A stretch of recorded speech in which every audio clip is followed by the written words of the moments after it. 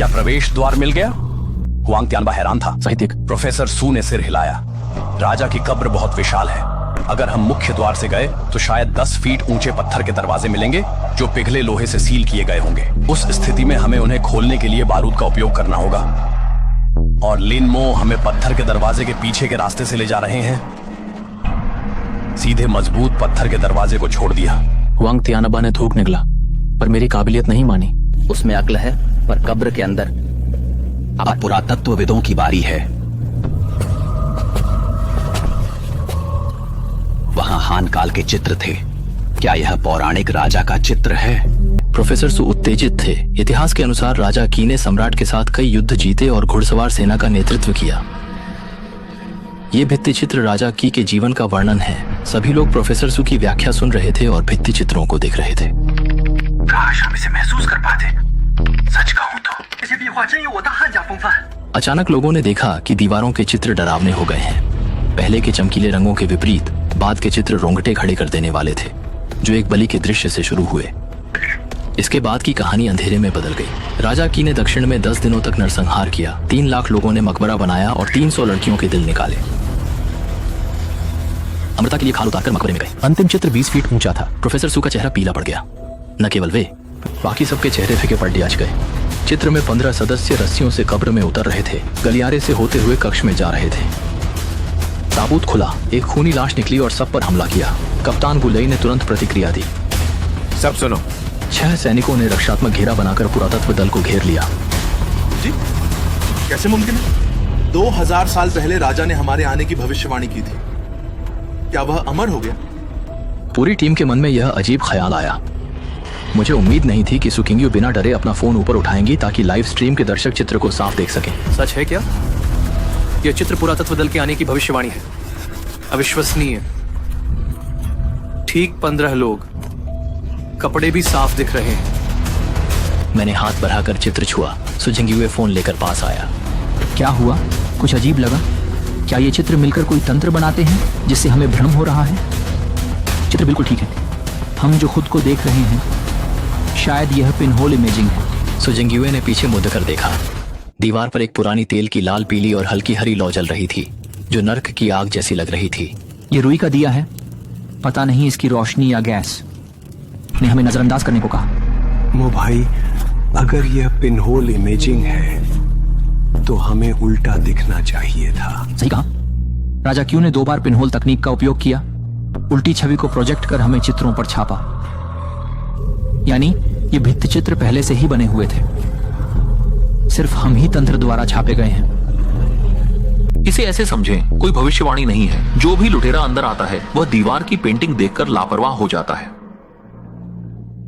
जैसे जैसे समय बीतता है, कब्र में ऑक्सीजन भर जाती है, जिससे तेल के दिए जल उठते हैं और लुटेरे की तस्वीर आखिरी दीवार पर बन जाती है। हैरानी है कि 17 साल की मरम्मत के बाद गलियारे में इतनी सटीक मशीनरी है। यह अद्भुत है। पर उसने इतनी मेहनत क्यों की? इससे बेहतर 2 धनुष रख देता। कब्र का मालिक और लुटेरा बुद्धिमान और मूर्ख जैसे हैं। धनुष लुटेरों को नहीं रोक सकते, पर भविष्यवाणी रोक सकती है। यह लुटेरों के लिए चेतावनी है कि आगे का रास्ता और खतरनाक होगा। इस अनुभव के बाद टीम ने कब्र को कम नहीं आंका। जैसा कि कहा गया, शुरुआत में ही इतनी जटिल मशीनरी है तो आगे का खतरा सोचना भी मुश्किल है। मैंने सबके चेहरे देखे और चाहा कि वे चले जाएं ताकि जान बच सके। इस कब्र में मेरा अकेले जाना ही काफी है। पीछे खड़ा हुआ हुआंग तियानबा कांप रहा था। मुझे पता था कि वह जाने की सोच रहा है, पर उसके फैसले से पहले मेरी आवाज गूंज उठी। चूंकि कोई नहीं जाना चाहता, अब से सब मेरे आदेश माने, किसी को न छुएं। लिनमो, हम सब आपकी बात मानेंगे। प्रोफेसर सू ने पहले सहमति जताई। बाकी सबने भी सिर हिलाया। हुआंग तियानबा को मजबूरी में उनके साथ आगे बढ़ना पड़ा। दीवारों पर चित्र नहीं थे। वे कब्र के मालिक की तरह काली थीं, मानो चेतावनी दे रही हो। ऐसे माहौल ने सबको डरा दिया। लगभग 15 मिनट और चलने के बाद उन्हें रास्ता मिला और सबने राहत की सांस ली। लेकिन किस्मत को कुछ और ही मंजूर था। हुआंग तियानबा का पैर एक जाल पर पड़ा, फर्श धंसा और वह जम गया। इससे पहले कि कोई कुछ समझ पाता, कानों में लोहे के रगड़ने जैसी तीखी आवाज गूंजी। मैंने झटके से पीछे मुड़कर देखा। 3 मीटर मोटा एक गोल लट्ठा जिस पर 12 तांबे की कीलें लगी थीं, हमारी तरफ तेजी से लुढ़कता हुआ आ रहा था। उन पर जंग लगा था।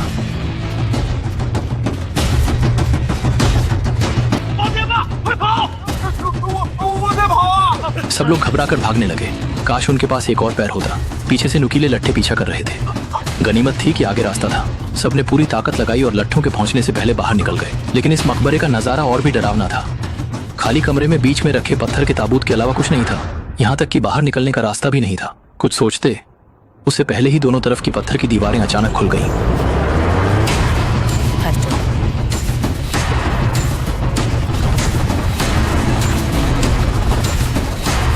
सिर्फ एक टाइल पर पैर पड़ते ही जाल बिछ गया। सबने राहत की सांस ली कि मशीनें पुरानी होने से धीमी थीं, वरना वे कब के मारे जा चुके होते। नुकीले लट्ठे देख मेरा चेहरा गंभीर हो गया। मकबरे का मालिक पहले जाने को कह रहा था, फिर उसने हमला कर दिया। अगले ही पल उसने सीधे जानलेवा हमला कर दिया। वाकई ये जगह खतरनाक है। सुजिंगियो ने मेरा चेहरा देखकर धीरे से पूछा। मैंने सिर हिलाया और चुप रहा। खुद अंदर आना और मशीन द्वारा अंदर धकेले जाने में फर्क है। अब हम पूरी तरह उनके नियंत्रण में हैं। पीछे मुड़ने का कोई रास्ता नहीं बचा। 3 लट्ठों ने रास्ता बंद कर दिया है। सब वहीं बैठकर आराम करने लगे। अरे क्या हुआ? 3 लट्ठे क्यों पीछा कर रहे थे? पता नहीं, बस आवाज सुनी। किसी ने जाल दबा दिया होगा। उस बर्तन को देखो, बहुत गहरा है। भविष्यवाणी के अनुसार वे लाशें हैं। वह ताबूत देखो, भयानक है। भविष्यवाणी के अनुसार रक्त शव होगा। आराम के बाद कमांडर बोला, प्रोफेसर सू, आप छात्रों के साथ बीच में रुकें। हम इस ताबूत को देखेंगे। इसमें शायद खूनी लाश हो। प्रोफेसर सू सहमे हुए ताबूत को देख रहे थे। भविष्यवाणी झूठी निकली, पर सब डरे हुए थे। सैनिकों ने राइफलें तान दी, तब सबको चैन मिला। प्रोफेसर सू ने ध्यान से कमरा देखा। सभी दीवारें एक समान थीं और हर एक के बीच में 1 इंच की दरार बनी हुई थी।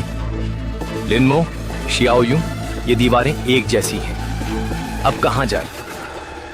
इन दीवारों के पीछे उलझे हुए रास्ते हैं, पर सिर्फ एक ही रास्ता सही है, बाकी सब मृतंत हैं। ये सुनकर सब घबरा गए। कमरे में 8 दीवारें हैं। एक दरवाजे को हटाकर 7 रास्ते हैं। सही रास्ता मिलने की उम्मीद 7 में 1 है। सबने हार मानी। मैंने मंत्र पढ़ा। गश्त में 8 दिशाएं, एक जोड़ी योद्धा एक द्वार पर 8 परत का खतरा, न बाहर न अंदर, 8 दिशाओं का खेल। मैंने आंखें बंद की। दिमाग में दिशा सूचक और 8 दिशाएं दीवार से मिल गईं। आंखें खोली और पत्थर की दीवार के पास गया। वहां एक दरार थी। दीवार को खोलने के लिए अभी भी एक चाबी की आवश्यकता है। लिनमो भाई, क्या बाहर जाने का रास्ता मिल गया? हाँ, मिल गया। रास्ता इस पत्थर के दरवाजे के पीछे है। दरवाजा खोलने की चाबी इस पत्थर के ताबूत में है। सबने ताबूत देखा और डर गए। पता नहीं अंदर खजाना है या खून का पत्थर। पीछे हटो, मैं इसे खोलने की कोशिश करता हूँ। ये बात सुनते ही सब लोग हैरान रह गए।